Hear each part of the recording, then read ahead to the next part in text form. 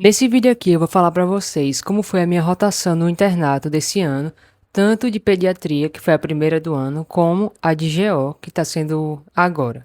Já estou basicamente, passei já da metade da rotação de GO, então já dá para falar o que é que eu achei, o que é que eu tô achando até agora, certo?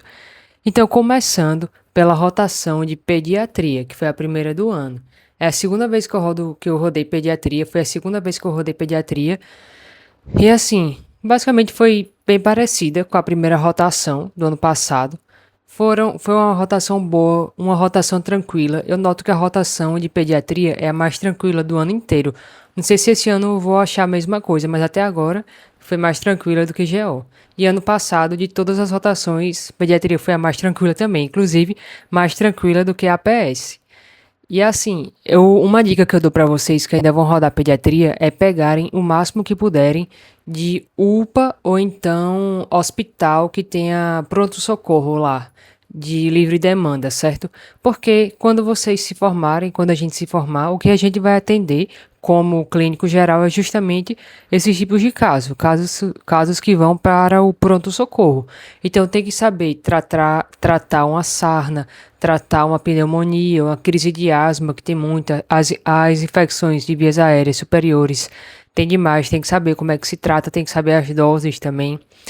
E doenças de pele também, criança tem demais, impetigo, molusco contagioso.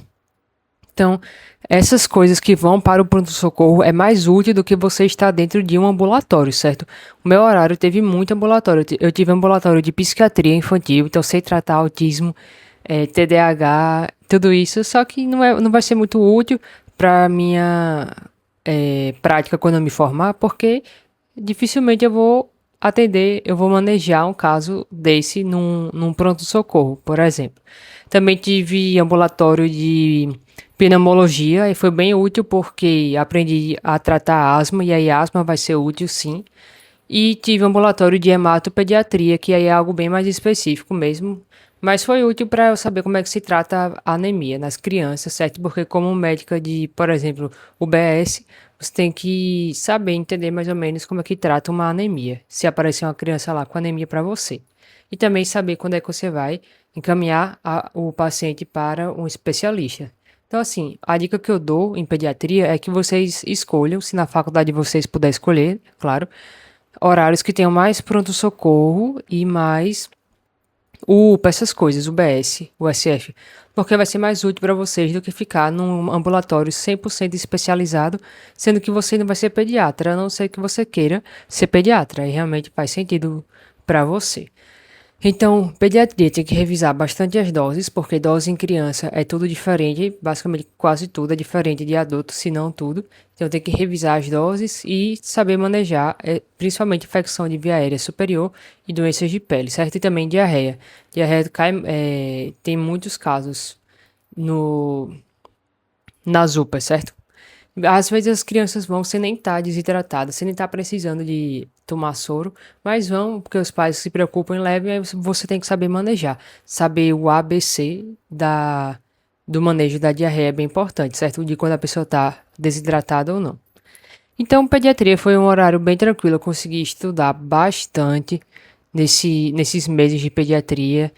E apesar de eu não querer pediatria, foi bom, os estágios eram bons, eu gostei bastante, não tive nenhum preceptor ruim, todos foram muito bons. É até bom vocês, se na faculdade vocês puderem escolher o horário, vocês irem atrás de quem já rodou as coisas para saberem quais preceptores são bons e quais preceptores são ruins.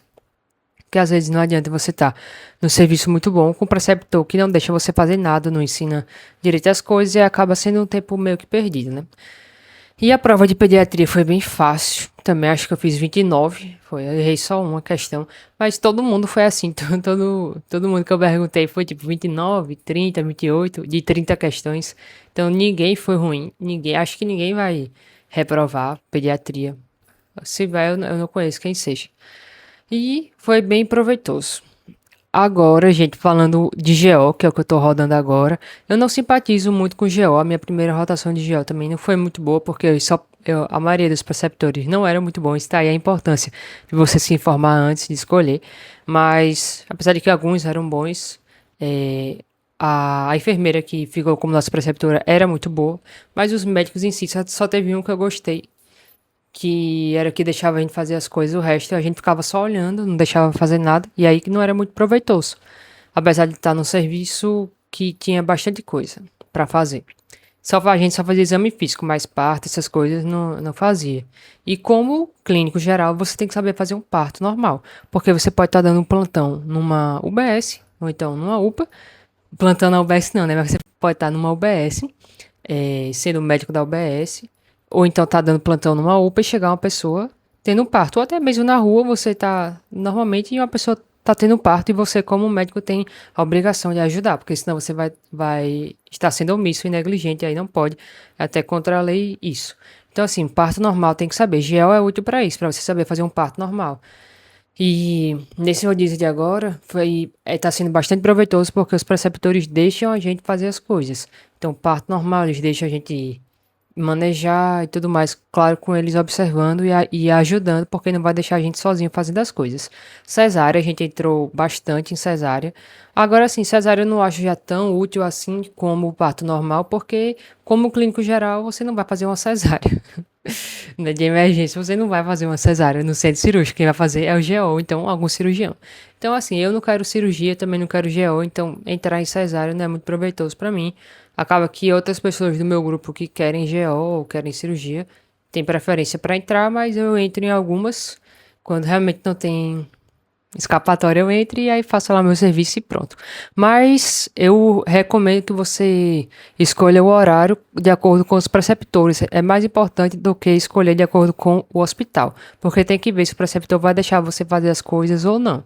Em relação aos estudos, está dando para estudar durante o horário de GO, só que é um pouco mais cansativo, porque os estágios, a maioria é em pé.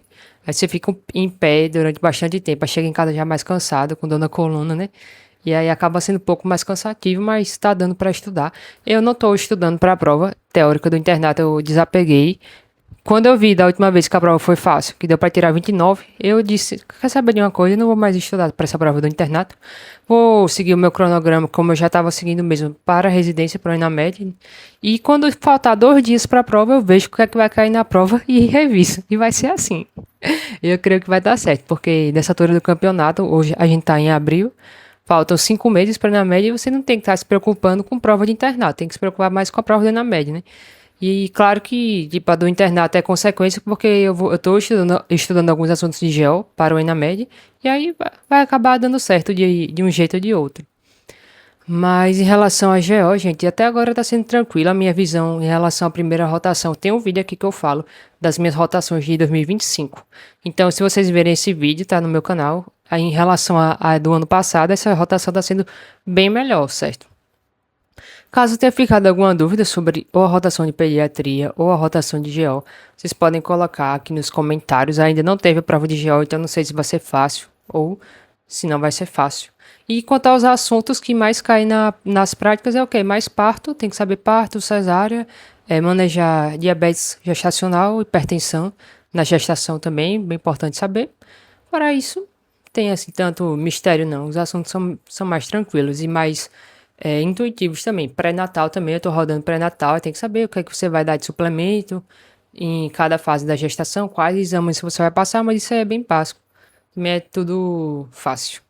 E aí, gente, se vai ficar alguma dúvida, vocês colocam aqui nos comentários, certo? E obrigado por terem assistido esse vídeo.